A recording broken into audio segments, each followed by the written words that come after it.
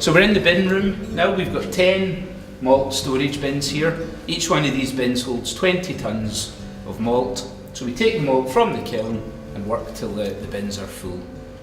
And it takes roughly 2 months to fill all the bins, and that will feed 2 months worth of distillation. So the first bin filled is the first one we'll empty when we come to that part of the process as well, to give the barley its 2-month resting period to let it come to terms with all of the sort of soaking in water, turning, heating, smoking, all the stuff that's happened to it. Take the barley from the malt bins, bring it through in those Archimedes screw systems into this elevator over here. And by an elevator it really is just a system of more or less cups on a belt that dip in and take the barley up. It then goes down, there's a slide feeding this. This is called the dresser. It's kind of like a big filter, big sieve basically.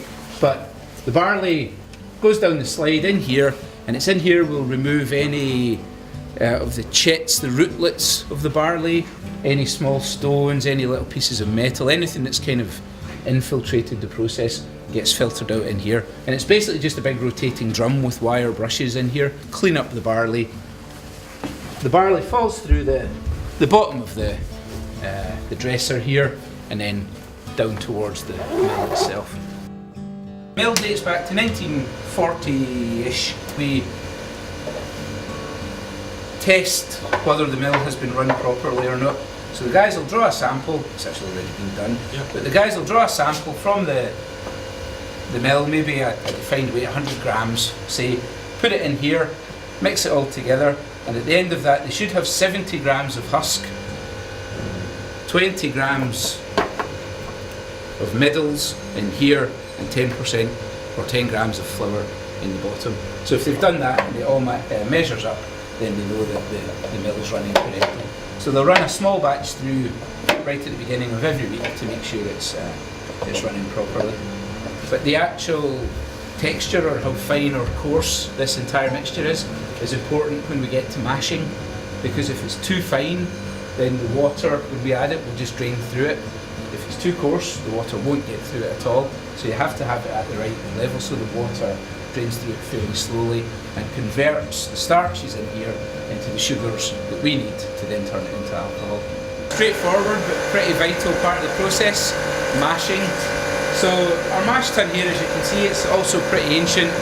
Cast iron, no lid on top to preserve the heat or anything. But we'll fill the mash tun with roughly 3.5 tons of grist from the mill. And then we'll add a total of 4 batches of water to each batch of grist to start to turn the starches created during germination into sugar, the good stuff that's going to give us alcohol. So the first batch of water, 17,000 litres at 63.5 degrees Celsius. That water in here, it's just a big mixing bowl. We've got a stirring mechanism, a big stirring gear, mixes the water and the grist together. The hot water starts to convert the starch into sugar and drains off as a sugary liquid called wort. And that wort gets taken upstairs to be fermented at the next stage. We come back the second time with 6,000 litres of water, so a much lower volume at 72 degrees, so less water at higher temperature, because that water has to work harder to extract the remaining starches or convert the remaining starches into sugar. So that gives us another 6,000 litres of wort to go for fermentation again. We then come back a third time, very typically Scottish. We've got short arms and deep pockets, so we want to try and make sure we get every last bit of goodness out of this. So we come back with 15,000 litres of water at 82 degrees, just to get as much of that remaining starch converted into sugar as we can. But there's not enough sugar in that water to justify taking it forward for fermentation, so we pump it back upstairs into the hot water tanks, and that gets used as part of the first water for the next batch of grist. So we're not wasting anything, we're getting as much as we can out of it.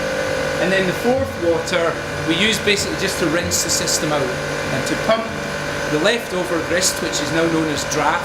It gets pumped out of the mash tun, pumped upstairs, and a farmer comes in with his tractor and trailer and takes it away as cattle feed So again, nothing's getting wasted, nothing's getting thrown away. And any water left from that goes back into the hot water tanks as well. We believe that using wood for the washbacks is quite important because as well as absorbing, soaking up something from every liquid that passes through it, it also gives something back. Something that we've no interest in measuring what it does, but we feel it does something. So they're all made of larch wood. The majority of wooden washbacks you see in Scotland are Oregon pine, but we use larch. Used a lot in shipbuilding back in the days, used to make a lot of fishing boats out of larch, and they used to build fishing boats here in Campbeltown. So there was a steady supply of wood coming in, so that distilleries would take their share of that. Each one, you can see they go all the way to the floor underneath us. Each one holds 25,000 litres of wort at full capacity. Normally our fermentation is about 96 hours, so in order to get the week going, we do a short fermentation at the beginning of the week. So generally 96 hours, which is a pretty long fermentation time. Some distilleries now are doing as short as 48 hours, but again, we've always done it that way. We don't want to change it. After our fermentation here, our wash, as we basically just brewed, is about 4.5% to 5% alcohol, which is pretty low. Lower than a lot of folks. A lot of folks are now working at 7 and 8. Yeah. Some distilleries are even up as high as 9 or 10, because the more alcohol you get in here, the more spirit you get from your distillation.